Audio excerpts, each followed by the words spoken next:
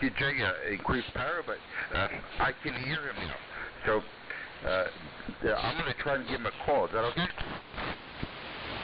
Yeah, please do. W1QJ. W1QJ. This is KA2FPZ. Kilo Alpha 2 Fox Papa Zebra. Do you copy? Yeah, Mike, I copy you. It's Whiskey 1 Whiskey Oscar Romeo. Whiskey 1 Whiskey Oscar Romeo down here in Greenwich, Connecticut. Yeah, the band's opened up and then you faded a little. No, Paul, the amp guy I'm talking about, where he's in Danbury now. Lou W1QJ is in Danbury from King's Conversion. That's what I'm saying.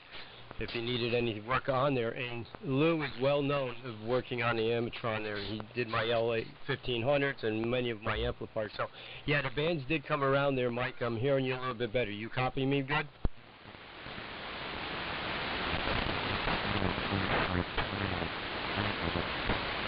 Yeah, Mike, let me try to sort. Now, the gentleman you're talking about? Mass confusion. Well, let me try and sort this out a little bit. Mike, I made a mistake when I was taking notes off of Rob there. W1QJ is in Danbury. So if you ever needed any work on your amp, his name is Lou, and he's somebody who's familiar to Rob there. Rob is actually the guy on frequency, and his call letters are W1, WOR. Y'all are hearing one another. So with that kind of sorted out, Mike, why don't you say hello to Rob there and introduce yourself directly. Go ahead, Rob. Yeah, very good. Okay, see if we got it. W1, WOR. Yeah, Mike, we're here in Greenwich, Connecticut, the tail end of state of Connecticut on the New York-Westchester line. 15 nautical miles in New York City, 5 miles south of Westchester Airport. Yeah, and the gentleman I'm talking about, you can look him up. So if you're up there at that time and need any work on that amplifier, look up W1QJ up on QRZ, and he's known as King's Conversion. He works on amplifiers. He's very well known, and he's done a lot of work for me there. Contact him if you're going to do it all through email, and you turn around and tell him Alf sent you. Alpha Lima Foxtrot, Alf. That's my nickname. And Lou, if you can hook up with Lou there, if you need anything done with your amplifiers, he's the go-to guy.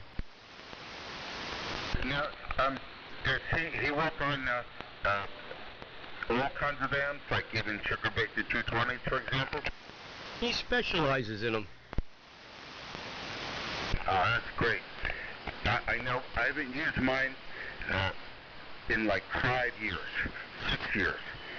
It's been in dry storage, so hopefully it's okay. You know, I replaced all the caps, all the hard box stuff. That was, you know, that renovation is getting old now. That was like, gee, 9 years ago. So,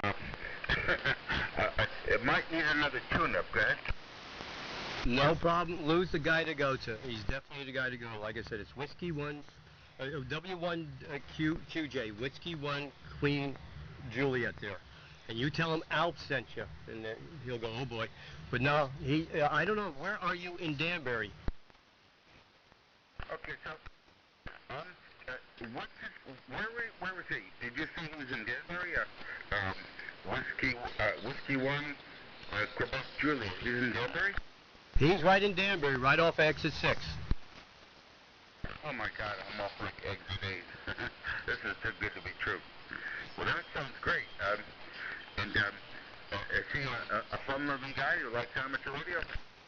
Does he love amateur radio? Yes, he does. He's been around for a long time. A lot of people know him up on the East Coast here, even on there. If you go on the Hardbark's site there, and they'll list some technicians, Lou comes up as him. He's a fun guy. He's reasonable price. He does good work. The only thing you're going to have to do if you do drop that off to him, be prepared to stay for a little while. You can't go to Lou's and just talk for 5 minutes. Well, right now, I happen to be fortunate. All my amplifiers are working perfectly. Like I said, I haven't pulled the SP220 out in a while, but it was really working great. With the original tubes, I have extra tubes I bought. Thank God, 8 years ago, I bought them real cheap. They're like triple the price now. I got a nice pair of 500Ds in a box. So, if that amplifier ever breaks, I'll send right to him. long time since I worked on them, and to be honest, I don't even know. It's still got the book, the diagram. So at this point, I'd rather, if there was something wrong with it, I'd throw them out. But I love it. I mean, if I had a divorce settlement, I would never give my wife the amplifier, right? Very good. Yeah, I know Danbury well. Exit 8 there.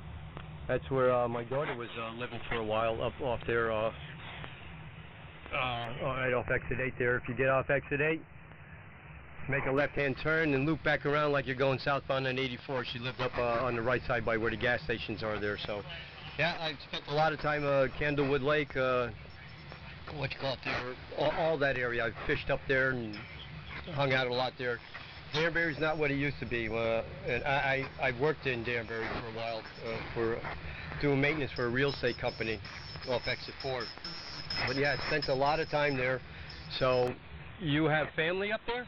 Yes, I do. My sister, this is KA2FPZ. My sister lives, I live in, okay, so Danbury was a point of reference. I live in Brookfield. My specific town is Brookfield, Connecticut. I live directly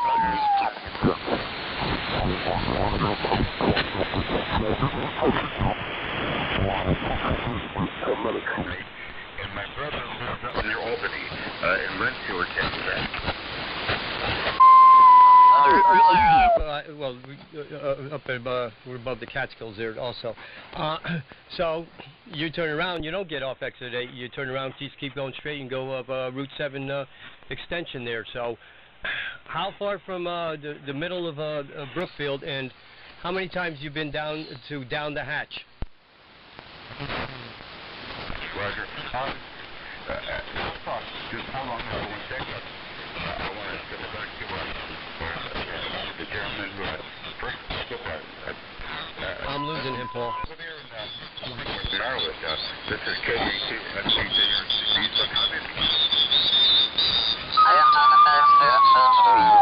There, Mike, and I think Rob had noticed the same thing. There's also a station that's kind of closed in on us there on, looks like 7278.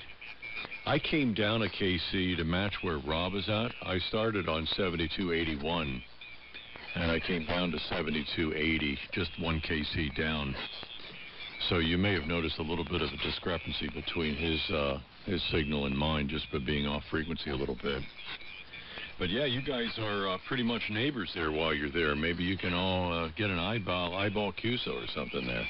That was an interesting line there about Lou there, Rob. You can't just expect to spend 5 minutes talking. Yeah, I can see you, kind of getting there and leaning up against the wall, and 45 minutes later, one story launches into another one, and so on. So yeah, it sounds like you're in for a treat there, Mike, if you do take that SP220 in for a little bit of a quality control proof of performance thing, if you extract it from whatever closet it happens to be in. Let's see if the band's holding up. We might have to sign while things are still audible. 40 meters up and down the East Coast, I notice, tends to start to take a nap in the middle of the day, and there's not a whole lot of signal strength from anybody on here. Rob's doing real well from Greenwich, and you're still holding up, but I'm considerably south of you guys, so you're liable not to hear each other at this point. Let me kick it back to you, Mike, and see. KA2FPZ with W1WOR on the side from WA3VJB. Go ahead, Mike. Yeah, Roger. Yeah, we're so close. I mean, me and him are like a 45-minute drive apart from each other. Maybe an hour max. So yeah, we're really close. Really, I think we're working ground wave. But you came up to a 5.9, 5.9 plus 10. So the band's doing its thing. And as far as this band is concerned, I really want it. I built a beat. Actually, I can send you a picture of it. It can fit in the suitcase, but it will work great. I guarantee it. It's a wire beam, and I bought some Jack Brunville from KA2 Engineering, and it's a 4-element monobander. Now, obviously.